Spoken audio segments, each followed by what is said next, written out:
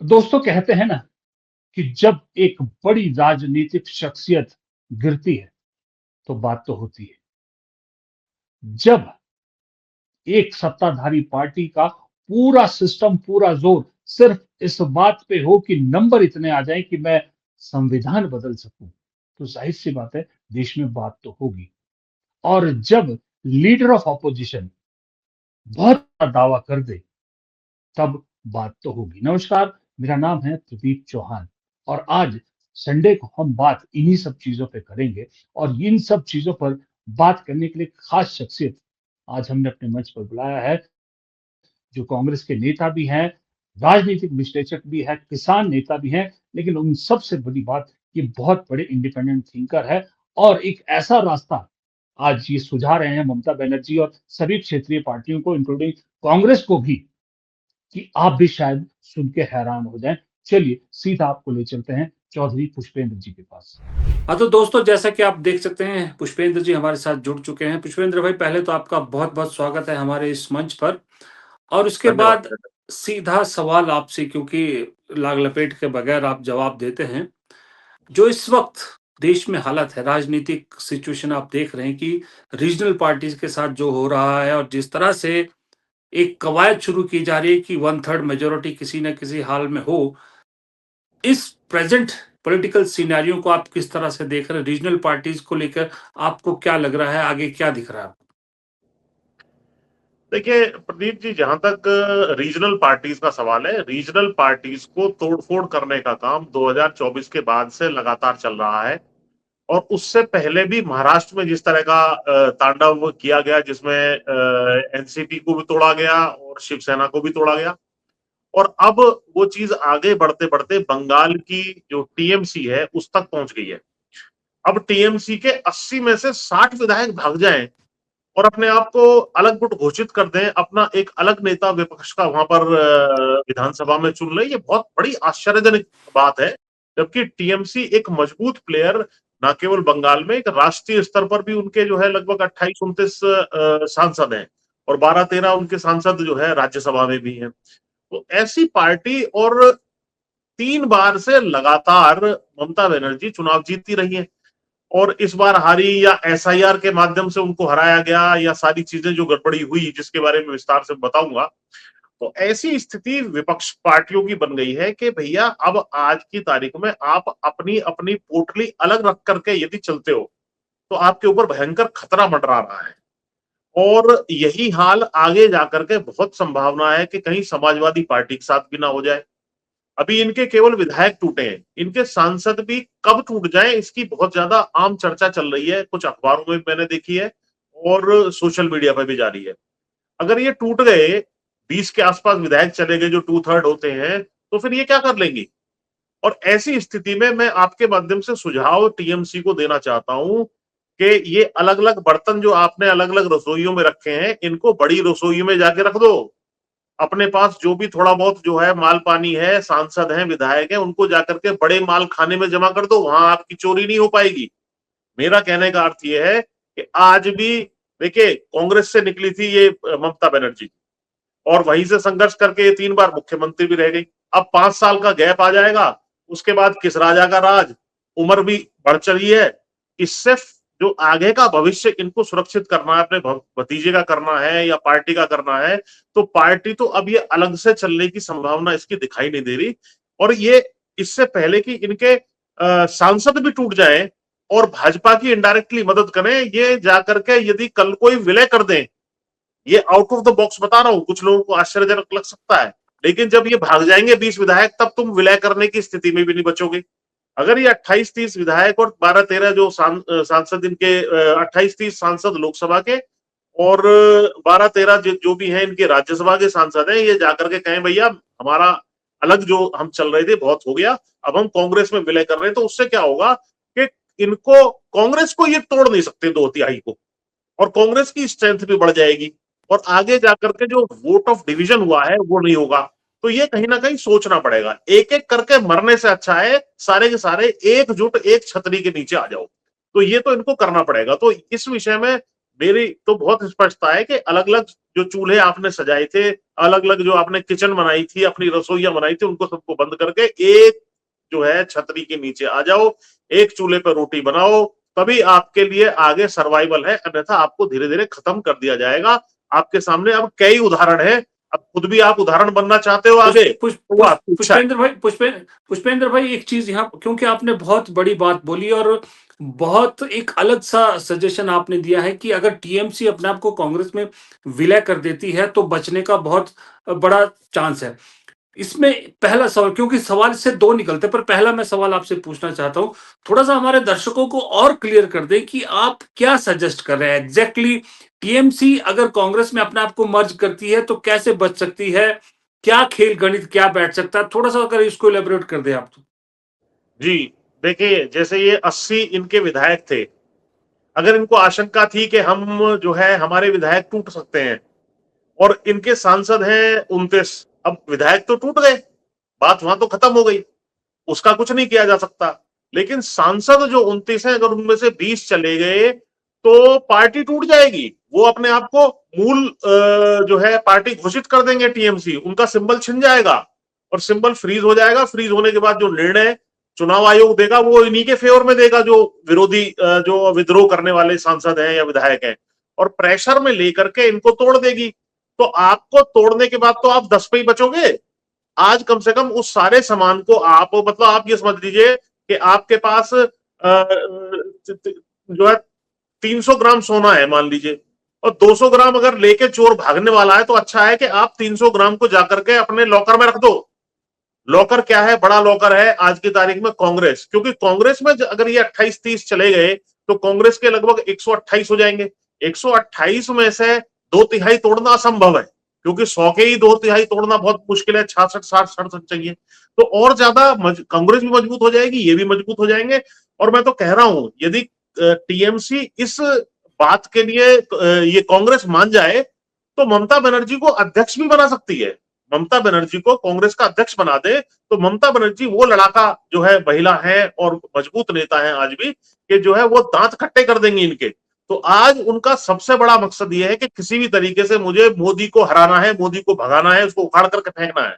तो क्योंकि इसने बेईमानी से मुझे वहां पे बंगाल में हराया, तो इसके लिए सबसे बढ़िया ये रहेगा कि जो जैसा भी है टूटा फूटा या जैसा भी है, मजबूत किला आज भी सबसे बड़ा जो है, जिसमें सेंध नहीं लगाई जा सकती, जिसके सांसदों को विधायकों को तोड़ करके 2/3 को लेके कोई नहीं भाग सकता, वो है कांग्रेस।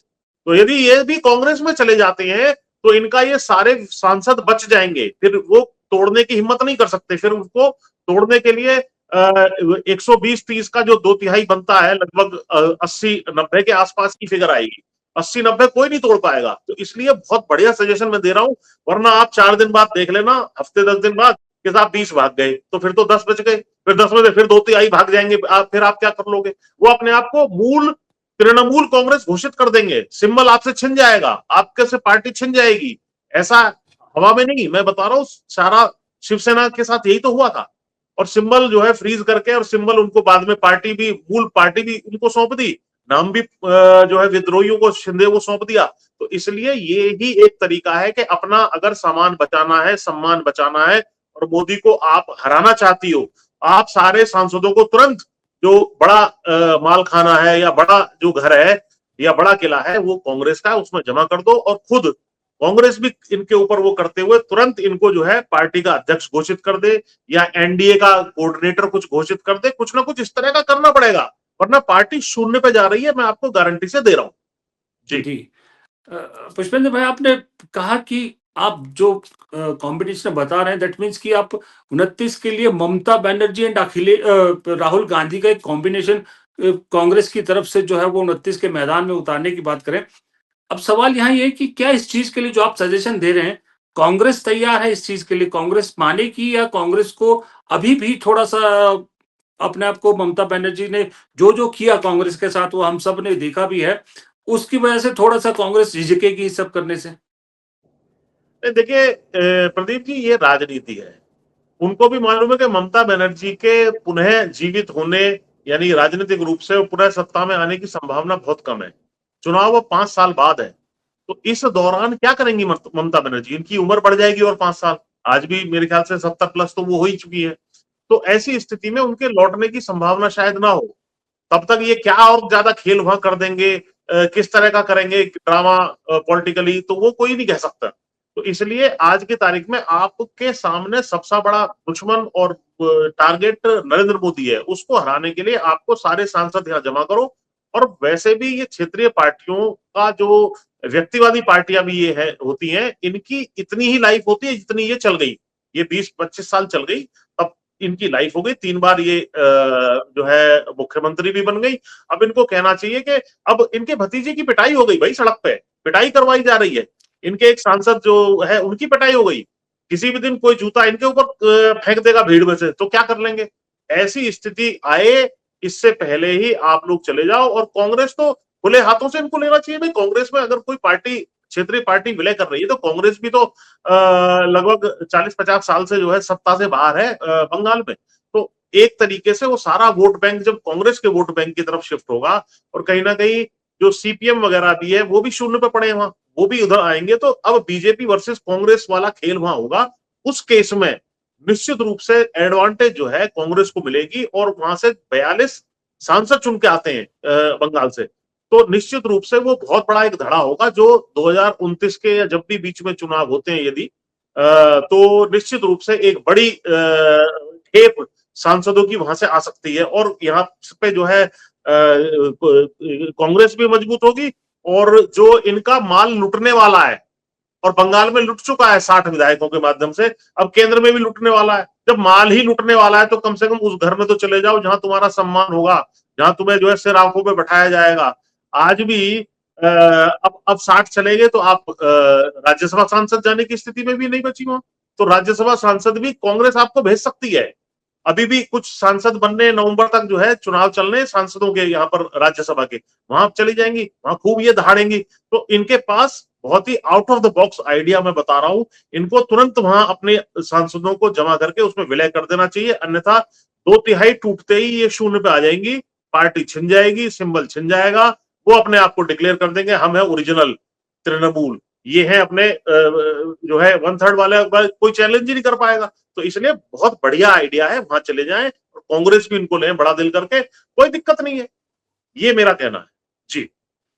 पुष्पेंद्र भाई, एक चीज बताइए, आपने जो ममता बनर्जी के लिए आइडिया दिया, क्या और रीजनल पार्टीज भी हैं जिन पर ये आइडिया लागू हो सकता है, खास करके शरद पवार जैसी एनसीपी जो शरद पवार वाली है, या उसके अलावा भी इन क्षेत्रीय दलों के पास कोई और ऑप्शन है ताकि अपने आप को बचाए रखें? देखिए, इनमें अधिकतर के पास कोई खास ऑप्शन नहीं बचा। इवन आपके शिवसेना हो या शरद पवार हो, जो शिवसेना उद्धव भाई ठाकरे वाली है, उसके ऊपर भी, और इनके एनसीपी जो दूसरी ब्रांच थी शरद पवार से दूसरी, जो वो उनकी डेथ हो गई अजीत पवार जी की, तो उनके ऊपर, सबके ऊपर शिकंजा कसने वाला है। इवन शिंदे के ऊपर शिकंजा कस रहा है। शिंदे बहुत ज्यादा खुश नहीं है जिस तरीके से उसको डिप्टी सीएम बनाया या बाकी चीजें उसके साथ हो रही है, वो भी बहुत प्रसन्न चित्त नहीं है, क्योंकि धीरे धीरे दीमक की तरह सारी चीजों को खाने का काम ये जो है अंदर अंदर से कर देती है भाजपा अपने साथियों को ही। तो आज की तारीख में जितनी भी रीजनल पार्टीज हैं, जिनका या तो जैसे स्टालिन वगैरह थे, चलिए ठीक है, डीएमके इतने सालों से थी, वो अल्ट पल्ट करके आते रहे, उनका एक वजूद है, वो ना भी आए कोई दिक्कत नहीं है। उनका वहां पर भाजपा मजबूत भी नहीं है, वो आ भी नहीं सकती बिना, मतलब वहां इंटरफेरेंस उनका ज्यादा नहीं है। तो लेकिन महाराष्ट्र में, भाई महाराष्ट्र में तो 48 सांसद आते और 42 सांसद वहां के आ गए, दोनों मिलाकर के तो 90 सांसद बन रहे हैं, बंगाल प्लस महाराष्ट्र आप मिला रहे। तो इनको आना चाहिए साथ में। और मैं तो ये कहूंगा कि जो तेजस्वी वाली स्थिति है, तेजस्वी हालांकि अभी युवा है, उनके तो 20, 22, 25 कितने विधायक बचे, टूटने की स्थिति भी नहीं बची। उनको तोड़ के भी कोई फायदा नहीं है। मतलब ये समझ लीजिए इतना मारा कि अब मरे हुए को क्या मार रहे हो और ज्यादा, ऐसा करके उसको दीनहीन स्थिति में छोड़ दिया गया है। तो ये स्थिति कहीं और खराब हो। हाँ, इसमें यदि जो अपमान नीतीश कुमार का भी हुआ है बीच में, नीतीश कुमार भी यदि रातों रात, हालांकि मुझे लगता नहीं है कि उनकी कोई बात सुनेगा या नहीं सुनेगा, अगर वो भी अपना विलय इधर कर दें तो बहुत बड़े संकट में ये सरकार गिर जाएगी। क्योंकि अंत में नीतीश की गद्दी भी तो इन्होंने छीन ही ली, चाहे उनको बीमार बता के छीनी हो, और उनके बेटे का भी कोई खास ज्यादा कुछ नहीं हो पाया, तो वो पार्टी भी छिन चुकी है। तो रीजनल पार्टीज का तो भाजपा बिल्कुल काल है, काल। जिस भी पार्टी से इन्होंने आज तक अपना गठबंधन किया है, बाद में 10, 5, 15 साल बाद उसी को खा जाते हैं। उड़ीसा में ये घुस गए। तो ये कहीं ना कहीं 1-to-1 फाइट ही करनी पड़ेगी, और उसके लिए रीजनल पार्टीज महाराष्ट्र की हो और बंगाल की हो, कम से कम ये दो राज्यों की तो तमाम यदि यहाँ पर आ जाएं, इनके सांसद बचे रहेंगे, क्योंकि आज की तारीख में 2/3 बहुमत किसी भी तरीके से राज्यसभा हो चाहे लोकसभा हो, इसमें ये हासिल करना चाहते हैं, क्योंकि इनको संविधान बदलना भी है। डिलिमिटेशन का जो पिछली बार ये पास नहीं करा पाए संवैधानिक संशोधन, वो उसकी फिर चर्चा है कि साहब उसको भी ये लेकर के आने वाले हैं। तो बहुत सारी तिकड़म ये इसीलिए कर रहे हैं कि 2/3 बहुमत आ जाए, या कम से कम जो हमारी डिपेंडेंस है नीतीश के ऊपर या चंद्रबाबू नायडू के ऊपर, वो कम से कम खत्म हो जाए, वो थ्रेट खत्म हो जाए, तो हम 272 तो धीरे धीरे ऐसे तो जोड़ तोड़ करके क्रॉस कर जाए। तो ये इस रणनीति को फेल करने के लिए इन पार्टियों को तुरंत वहां पर अपना विलय कर देना चाहिए। ममता बनर्जी को तो सर्वप्रथम तुरंत कर देना चाहिए, वरना 10-12 दिन में इनकी पार्टी के सांसद भी भाग सकते हैं, चाहे लोकसभा के हो राज्यसभा के हो। आपने देखा नहीं, 7 सांसद रातों रात भाग गए आम आदमी पार्टी के पंजाब के, उनके जो है 10 में से 2-3 विधायक, 2-3 सांसद बच गए। क्या ये एग्जाम्पल सबके सामने, पूरे देश के सामने नहीं है? और वो कुछ नहीं कर पाए, उनको तुरंत रिकॉग्निशन जो है स्पीकर ने, जो वहां पे चेयरमैन साहब बैठते हैं, उन्होंने दे दिया। तो यही हालत जो है कहीं ना कहीं यहाँ होगी। और यहाँ भी बंगाल में क्या हुआ, जैसे ही 60 भागे, उन्होंने सुना कि उनको लीडर ऑफ ओपोजिशन भी मान लिया। लीडर ऑफ ओपोजिशन का जो कमरा है वो उसकी चाबी भी दे दी, लो भैया बैठो, आप रिकॉग्नाइज हो। 2 घंटे के अंदर अंदर आपने चिट्ठी दी, वहां आप रिकॉग्नाइज हो गई, कोई वेरिफिकेशन कुछ नहीं किया गया। और इनकी चिट्ठियों के वेरिफिकेशन हो रहे, तुम्हारे साइन सही हैं गलत हैं, तो भाई तुम्हारी पिटाई हो रही है, तुम्हारे विधायक भगाए जा रहे हैं, तुम्हारी पार्टी तोड़ी जा रही है, तो जाकर के क्यों नहीं जो है सारे सांसदों को विधायकों के साथ जाकर के कांग्रेस में विलय कर देते हो। आज भी राहुल गांधी से डरता है मोदी, और किससे डरे या ना डरे, वो तो मालूम है राहुल गांधी ही उसे अंत में हराएगा। तो ये चीज अब इनको मैं सोचनी पड़ेगी, अन्यथा बहुत नाश हो जाएगा। जी जी मैं यही लौट रहा था भाई कि जो आज की पॉलिटिकल सिचुएशन है, जाहिर सी बात है, जैसे आप भी कह रहे हैं, मैंने भी कहा कि किसी भी तरह से 2/3 मेजोरिटी करना चाह रहे हैं, और उसके पीछे बहुत सारे मंसूबे हैं, संविधान बदलना है, बहुत सारी चीजें करनी है। उसी बीच में देश की स्थिति जो इस वक्त है वो भी हम सबके सामने है, और वहीं पर एक कॉकरोच जनता पार्टी भी खड़ी होती है। लेकिन उन सब के बीच सबसे ऊपर जो हिला देने वाला स्टेटमेंट निकलता है वो आता है राहुल गांधी की तरफ से, जब राहुल गांधी कहते हैं कि सिस्टम के अंदर ही बगावत के आसार हैं। राहुल गांधी को पूरी इंफॉर्मेशन मिल रही है, और दावा करते हैं कि शायद 1 साल के बाद प्रधानमंत्री मोदी अपनी कुर्सी पर नहीं रहेंगे। राहुल गांधी का वो दावा क्या पॉलिटिकल गिमिक था एक, या सही में, क्योंकि लीडर ऑफ अपोजिशन है, उनकी बात में कोई ऐसे ही हल्के में नहीं ले सकता, उनकी बात में दम होगा तभी उन्होंने ये कही है। तो इस चीज को कैसे देख रहे हैं, पॉलिटिकल गिमिक की तरह या साइकोलॉजिकल वॉरफेयर देख रहे हैं राहुल गांधी का इस सरकार की तरफ, या सही में अंदर कुछ पक रहा है जो बहुत जल्द इस देश के सामने आ सकता है?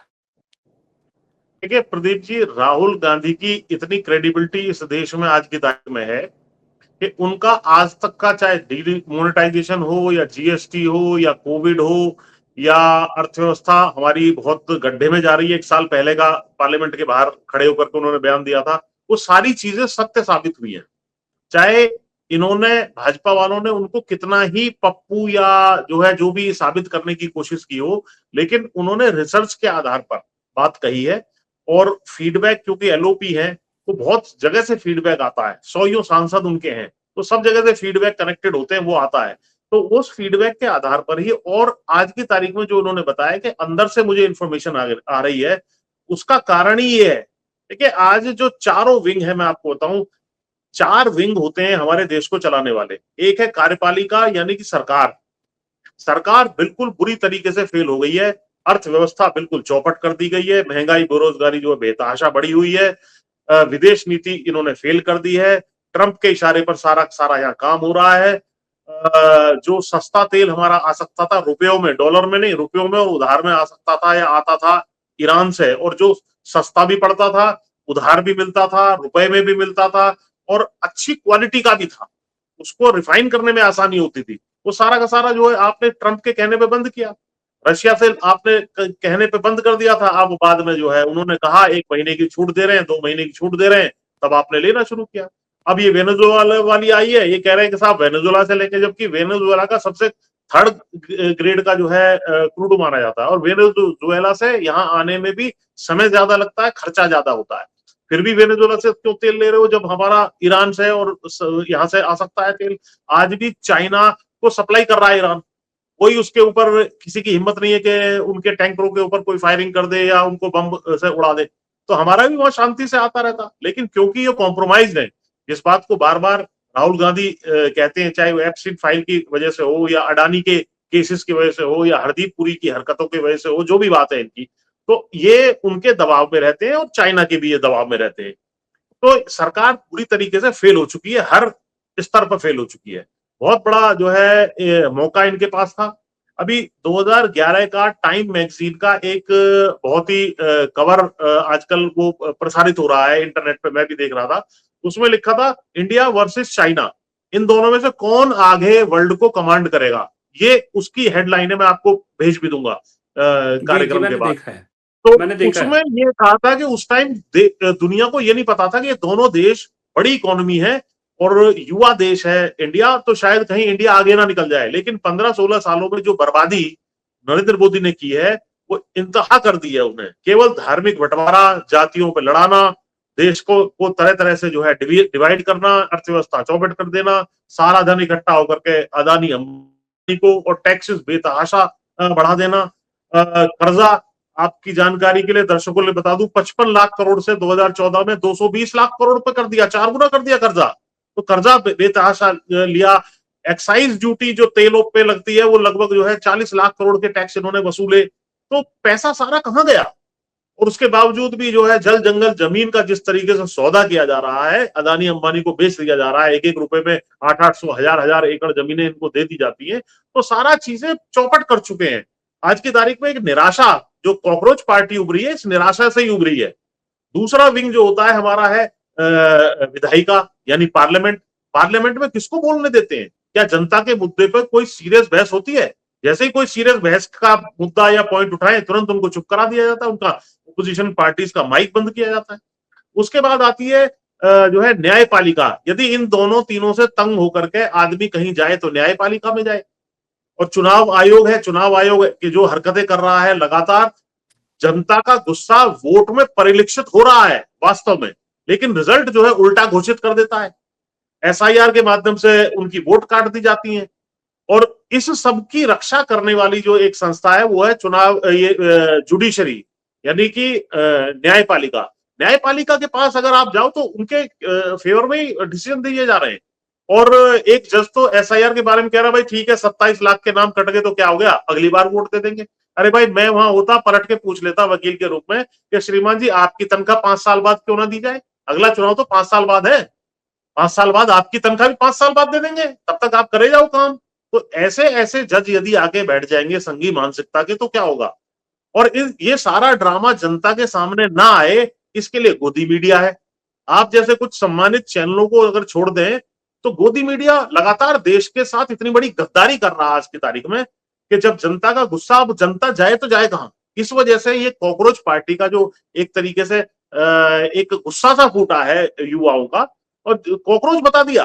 देखो चीफ जस्टिस युवाओं को कॉकरोच बता रहा है, जो सिस्टम पे हमला करते हैं साहब ये कॉकरोच है, अनएम्प्लॉयड है। ये अनएम्प्लॉयड वो क्यों है? क्या उनके पास डिग्रियां नहीं है, पढ़ाई नहीं है? शिक्षा की व्यवस्था, पेपर लीक और जिस तरह की चीजें हो रही है, हर जो है धांधलियां हो रही है पेपरों में, तो वो सारी चीजों के लिए कौन जिम्मेदार है? कोई जिम्मेदारी यहां नहीं लेता है। ये इनकी बहुत बड़ी खासियत है। मतलब धर्मेंद्र प्रधान शिक्षा मंत्री कभी इस्तीफा नहीं देंगे, अर्थव्यवस्था गड्ढे में चले जाए सीतारमण फाइनेंस मिनिस्टर इस्तीफा नहीं देंगी, विदेश नीति जीरो हो जाए तो वो जो विदेश मंत्री जयशंकर, उनका कोई अता पता नहीं है। पेट्रोलियम मंत्री जो हरदीप पुरी घूमे, खुद ही उनका एप्स्टीन में नाम है, उनका कोई अता पता नहीं है, कोई जिम्मेदारी लेने वाला नहीं है। और विदेश नीति के नाम पर जिस तरीके से 100 देशों की इन्होंने यात्रा की थी पिछले साल ऑपरेशन सिंदूर में, बताइए मरा सा मरा कोई देश आपके सामने आपके फेवर में किसी ने बयान दिया हो? आपके पड़ोसियों ने आपके फेवर में बयान नहीं दिया। ऐसी स्थिति आपने कर दी। तो जब न्याय ये कार्यपालिका फेल हो जाए, विधायिका फेल हो जाए, न्यायपालिका फेल हो जाए, चुनाव आयोग पिट्ठू बन जाए सत्ता का, और गोदी मीडिया सारी चीजों के ऊपर जो है पर्दा डाल दे, तो जनता के पास एक ही रास्ता बचता है, वो है सड़कों पे उतरने का। और सड़क पे उतर के ही एक आगे जाकर के बड़ी क्रांति करने का अब समय आ गया है। जी जी।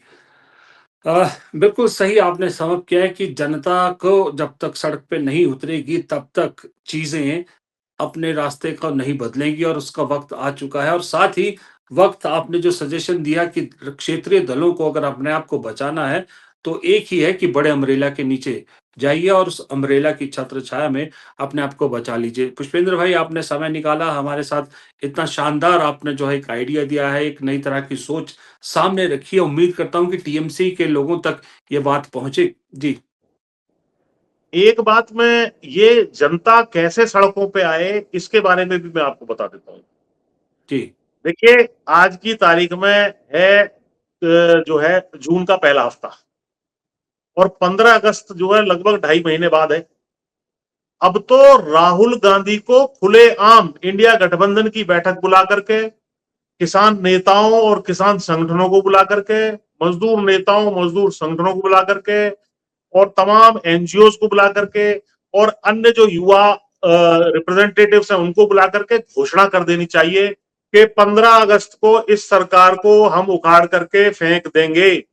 जन क्रांति की मैं घोषणा करता हूं।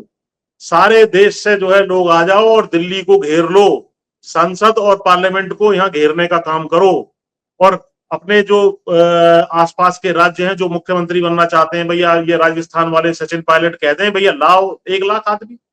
अगर ये मुख्यमंत्री बनना चाहते हैं जो अपने अखिलेश हैं, इनसे कहो कि लाओ 1 लाख आदमी।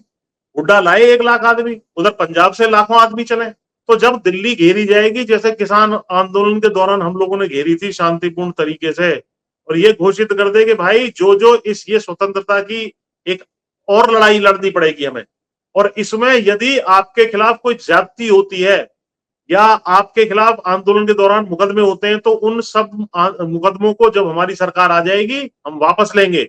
आप लोग जो स्वतंत्रता सेनानी कहलाओगे, आपको पेंशन दी जाएगी, आपको किसी हालत में भी अपने परिवार की और उसकी चिंता करने की जरूरत नहीं है। जो जेनजी है उसको, युवाओं को रोजगार शिक्षा दी जाएगी अच्छी खासी। किसानों को एमएसपी की लीगल गारंटी हम देंगे, तो किसानों का कर्जा माफ करेंगे। और ये तमाम लोग जो गोदी मीडिया है या न्यायपालिका है या बाकी सब चीजें सड़ गई है हमारी, सीबी ईडीआई और सब लोग हैं, इनको सजा देंगे। ऐसी घोषणा इनको कर देनी चाहिए, क्योंकि आप वोट के माध्यम से इनको नहीं हरा पाओगे, क्योंकि ये वोट में चोरी कर लेंगे। जनता तो इनको हरा रही है बार बार। मैं तो आज भी कह रहा हूं आपके माध्यम से कि ये नरेंद्र मोदी 2024 में ही हार चुके थे, 240 इनकी नहीं आई, लगभग 100 सीटों में गड़बड़ी हुई है। और उनके विषय में जो हाई कोर्ट में एप्लीकेशंस लगी हुई हैं, जो हार गए थे सांसद, उसका कोई फैसला भी 2 साल में नहीं आया और 5 साल तक नहीं आएगा। ये कार्यपालिका की गति है, न्यायपालिका की ये चाल है। तो ये कहीं ना कहीं हमें देखना पड़ेगा कि आप कुछ कर लो, आपका फैसला ना न्यायपालिका आपके फेवर में करेगी, और चुनाव आयोग तो इनका पिट्टू है ही। तो आपके पास जन क्रांति के अलावा और कोई तरीका नहीं है, आप उतर आओ सड़कों पे। वरना जो है अखिलेश ये सोचे मैं 4 ट्वीट करूं और जो है अगले बार आकर के जनता गुस्से हो जाए, या किसान आंदोलन कर दे, या जेनजी वाले कॉकरोच पार्टी आकर के आंदोलन कर दे, हम सत्ता में आ जाए, ये नहीं होगा। सबको सड़कों पे उतरना पड़ेगा, कैंप लगाने पड़ेंगे यहाँ यूपी गेट पर और ढासा बॉर्डर पे, और तमाम जो बॉर्डर दिल्ली की तरफ आते हैं वहां पर 1-1 लाख आदमी लेकर के बैठिए, यदि आपको लोकतंत्र बचाना है और चाहते हो कि आप पॉलिटिकली रेलिवेंट बने रहो। अगली बार क्या भरोसा है कि जब अखिलेश यादव हार जाए चुनाव, मैं निश्चित कह रहा हूं अभी भी 100 सीटों से ज्यादा नहीं आने देंगे, चाहे कितना ही ड्रामा कर लें। अखिलेश यादव की यूपी में 100 से ज्यादा सीटें नहीं आएंगी, और उसके बाद क्या पता इनकी पार्टी भी टूट जाए।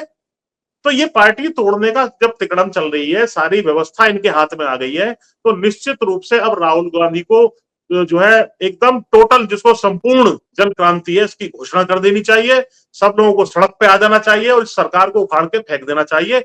यही हमारे देश को और लोकतंत्र को बचाने के लिए अब एक रास्ता जनता के पास बचा है। जी जी, जी, जी, जी, पुष्पेंद्र भाई, राहुल गांधी को अब जन क्रांति की घोषणा कर देनी चाहिए। बहुत बड़ी बात आपने कही है और बहुत वाजिब-सी बात कही है, क्योंकि अब उम्मीद भी सिर्फ़ उम्मीद के तौर पे जब चेहरा कहीं दिखता है सामने, जो लोग कहते हैं, क्योंकि मैं पत्रकार हूँ, कई तरह के लोगों से मिलता, तो लोग कहते हैं कि अब पहले सवाल उठता था मोदी नहीं तो कौन, अब वो सवाल नहीं उठता, अब तो उम्मीद जो है कौन, तो राहुल गांधी सामने चेहरा लोगों को दिखता है। फिलहाल इस वक्त के लिए जो आपने वक्त हमारे लिए निकाला, ये जो बातचीत आपने हमारे साथ की, बहुत शानदार विश्लेषण आपने किया, इसके लिए आपका बहुत बहुत शुक्रिया। बहुत जल्द आपसे फिर मुलाकात होगी। नमस्कार। धन्यवाद।